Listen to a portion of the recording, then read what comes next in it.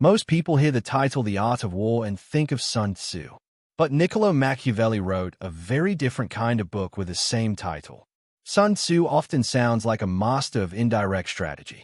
Machiavelli sounds like a man who has watched weak states collapse because they outsource the one thing no state can afford to outsource: the defense of its own freedom. This is an educational book summary episode from The Art of War by Niccolo Machiavelli. In this first part, we are going to look at the heart of the book, why Machiavelli thinks war is not just a military subject, but a political subject. For him, an army is not only a tool used by a government. It is also a mirror that reveals what kind of government, what kind of citizens, and what kind of discipline a society really has. Machiavelli opens from a problem that feels surprisingly modern. People tend to separate civilian life and military life.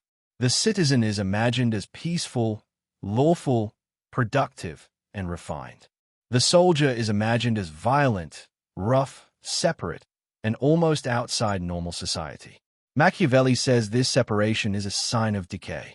In well-ordered ancient societies, he argues, the military and the civil were not enemies. They supported each other. Laws, religion, property, trade, and public order all depended on defense. Defense, in turn, depended on citizens who had something worth defending. That is the key. Machiavelli is not writing a manual for private violence. He is writing about public order. A city can build beautiful institutions, but if it cannot protect them, those institutions are exposed. It is like a palace with expensive rooms but no roof. The decoration may be impressive, but the first storm will ruin it. For Machiavelli, arms are the roof of political life. This is why The Art of War is connected to his other works, especially The Prince and the Discourses on Livy. In all of them, he returns to the same hard lesson. A ruler or republic that depends on mercenaries, foreign troops, or hired specialists for its survival is already in danger. A state needs its own arms. It needs soldiers who belong to the political community and whose loyalty is tied to the survival of that community. The book itself is written as a dialogue. Machiavelli sets the conversation in the gardens of the Rucellai family in Florence. The main military voice is Fabrizio Colonna, an experienced captain. Around him are young Florentine gentlemen, including Cosimo Rucellai and others, who ask questions and draw out the argument. This form matters. Machiavelli is not simply listing rules. He is staging an education. The young men represent a ruling class that needs to learn what war really demands. The setting matters too. Florence had suffered from military weakness, dependence on others, and political instability. Machiavelli had personally worked on creating a citizen militia for Florence, and he had seen the limits of Italian states that relied on mercenaries and shifting alliances. So when he writes about war, he is not speaking from fantasy. He is trying to answer a question he had lived: how can a weak and divided political community recover strength? His first answer is uncomfortable. A state must stop treating soldiers as a separate class of people who fight for money. Professional fighters who have no deep attachment to the community are dangerous whether they win or lose. If they are weak, they fail you. If they are strong, they may dominate you. If they are ambitious, they can become a threat to the very people who hired them. Machiavelli had made a similar argument in The Prince. Mercenaries are unreliable because their motive is not the safety of the state, but their own pay, reputation, and survival. Book 1 focuses on this question: where should soldiers come from? Machiavelli's answer is that the best soldiers should be drawn from one's own people, especially those whose habits make them physically tough and socially rooted.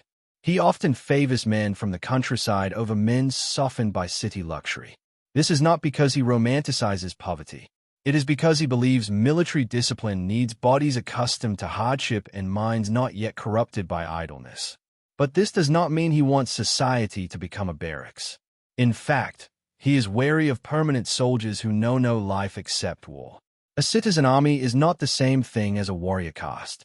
Machiavelli wants men who can return to civilian life, because the goal is not endless war. The goal is a political order strong enough to survive war.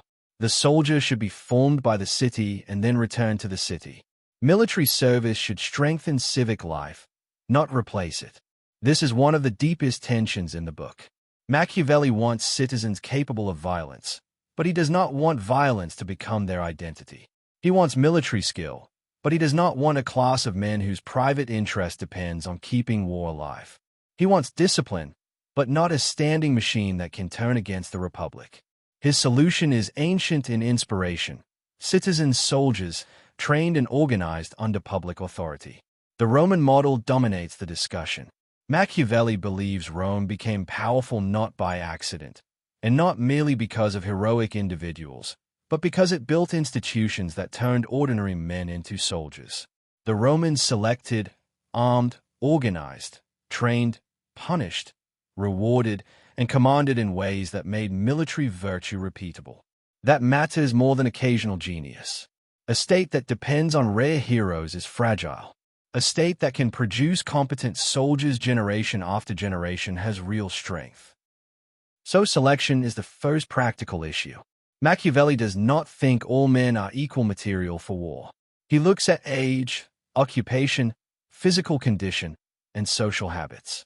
He wants men who can endure labor, obey orders, and still retain enough spirit to fight. He is suspicious of men who are either too comfortable or too unruly. The best soldier is not merely brave. He is trainable. This distinction is important. Many people confuse courage with military usefulness. Machiavelli does not. Courage without order can be wasteful. Strength without discipline can become chaos. Enthusiasm without training collapses under pressure. The soldier must be shaped. Raw human material has to be turned into a reliable instrument. That shaping begins with law. Machiavelli's military vision is not separate from government. It depends on government. A militia must be created by public authority, not by private captains gathering followers. The state must decide who serves, how they train, how they are armed, how they are paid or supported, and who commands them. Without this public structure, military force becomes personal force, and personal force becomes political danger. This is why Machiavelli keeps returning to the relationship between arms and orders. Arms without good orders are dangerous. Good orders without arms are helpless. A republic with laws but no defense is weak. A ruler with troops but no discipline is unstable. The two must reinforce each other. In Book 1, Fabrizio also criticizes the military customs of his own time. Italy had many soldiers, but not the kind Machiavelli admired. Warfare had become entangled with mercenary captains, display, reputation, and habits that avoided decisive risk. Machiavelli wants to cut through that. He wants to return to fundamentals: infantry, discipline, formation, training, command, and the connection between military service and political loyalty. One of his strongest claims is that infantry is the foundation of an army. Cavalry matters, but it cannot replace foot soldiers who can hold ground, endure pressure, and fight in order. This is partly an argument about tactics, but it is also an argument about politics. Infantry can be drawn broadly from the citizen body. It represents the organized strength of the people. If the army rests entirely on elite horsemen or hired specialists, then the political community remains dependent. Machiavelli's emphasis on ancient practice can sound nostalgic, but he is not simply saying the past was better. He studies the ancients because he thinks they solved permanent problems. How do you make men obey under fear? How do you keep an army from dissolving into disorder? How do you prevent private ambition from capturing public force? How do you make military power serve the state instead of consuming it? Rome is useful because it faced these questions at scale. At the same time, Machiavelli is not naive. He knows his world has artillery, changing weapons, and different political conditions. His return to ancient arms is not a museum project. It is a challenge to contemporary laziness. He is saying, do not assume your time is advanced merely because it is later. If your institutions are weaker, your discipline wise, and your dependence greater, then your modernity may be a form of decline. The first big lesson of the book is therefore not a battlefield tactic. It is a test of sovereignty.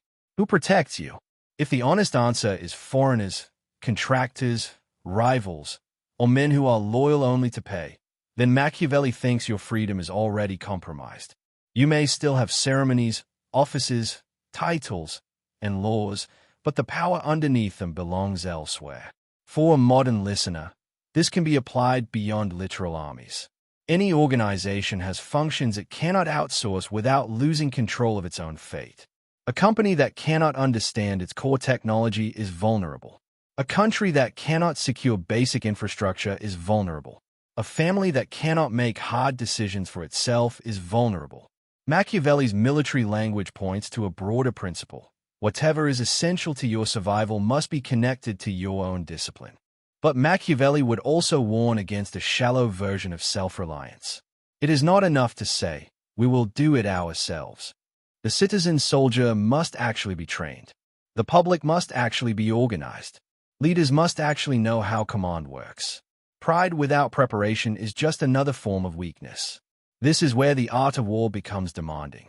Machiavelli does not flatter the reader with easy patriotism. He does not say that one's own people are automatically good soldiers. He says they can become good soldiers if selected, trained, armed, ordered, and disciplined correctly. The raw material is there, but institutions must shape it. There is also a subtle educational lesson in the dialogue form. Fabrizio does not simply command the young Florentines to accept his doctrine. He lets questions draw the doctrine out. That matters because Machiavelli is not only describing military reform, he is showing how a ruling class might be re-educated. The problem is not that the young men have never heard words like courage, honor, fatherland, or glory. The problem is that those words can become ornamental. They can be repeated in polite society without changing the way a city recruits, trains, commands, or sacrifices. Machiavelli wants to pull those words back into reality. If you say you love your country, who defends it? If you praise courage, where is it trained? If you honor liberty, what institutions protect it? If you admire ancient greatness, what habits made that greatness possible? He does not let political language float above material arrangements. He drags it down to bodies, weapons, ranks, laws, and commands. This is why his attack on mercenaries is so severe. The mercenary problem is not only that hired soldiers may run away. It is that reliance on them teaches citizens to imagine safety without duty. The danger is cultural as much as tactical. If defense becomes someone else's trade, then citizens can begin to think of public freedom as a service purchased from outsiders. Machiavelli thinks that is a corrupt bargain. The city may appear comfortable for a while, but it is training itself in dependence. He also understands the temptation behind that bargain. Citizen arms are inconvenient. Training takes time. Public discipline creates friction. Wealthy citizens may prefer to pay someone else. Ordinary citizens may prefer not to serve. Leaders may prefer hired troops because hired troops look easier to command than a politically conscious citizen body. Everyone has a reason to avoid the burden. That is exactly why Machiavelli treats the burden as necessary. Another important point is that Machiavelli is not offering a sentimental theory of the people. He does not say that citizens are naturally virtuous and mercenaries are naturally evil. His argument is institutional. Men follow incentives, habits, fears, hopes, and honors. Put them under corrupt arrangements, and they will behave corruptly. Put them under serious arrangements, and some of them can become useful, disciplined, and brave. The question is not whether human nature is pure. It is whether political orders know how to shape it. This makes the art of war much less naive than it may first appear. A simple patriot might say, "Trust your own people." Machiavelli says something harder.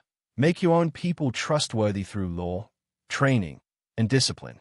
A simple militarist might say, honor soldiers above civilians. Machiavelli says something more balanced. Make military service support civil life, then return soldiers to the life they defend. A simple traditionalist might say, copy Rome. Machiavelli says, study Rome to recover the principles of order, then apply them with judgment. The result is a book about responsibility. A free city cannot merely admire freedom. It must take responsibility for the force that protects freedom. A ruler cannot merely hire strength. He must create strength that remains tied to his political order. Citizens cannot merely enjoy peace. They must accept that peace is conditions. This also explains why the book is not simply a manual for generals. It is addressed to people who may govern, advise, finance, vote, command, or influence public life. Machiavelli wants them to understand that military ignorance at the top becomes public danger below. If leaders do not understand arms, they will be fooled by appearances. They will trust the wrong captains, pay for the wrong forces, neglect training, mistake display for readiness, and discover the truth only when danger has already arrived. He is especially hard on the habit of separating honor from usefulness. A city may honor soldiers in speeches while refusing to build a serious army. It may praise courage while rewarding comfort. It may celebrate ancient heroes while avoiding ancient discipline. Machiavelli's writing cuts through that kind of hypocrisy. Honor that does not produce action is decoration. Patriotism that does not accept burden is sentiment. So part 1 of the book leaves us with a political diagnosis. Weak states imagine war as an external problem that begins when an enemy appears. Strong states understand that war begins much earlier in the habits, institutions, and loyalties of the community. By the time an enemy arrives, the real preparation has either already happened or already failed. That is why Machiavelli's art of war starts before the battle. It starts with the question of who the soldiers are, what they love, who commands them, and whether the civil order has enough seriousness to defend itself. The army is not separate from a city. The army reveals the city. Thanks for listening. If this episode helped you see why Machiavelli treats military organization as a test of political strength, that is the real goal. In the next part, we move from the question of who should fight to the question of how an army should be armed, ordered, trained, and led when battle becomes unavoidable.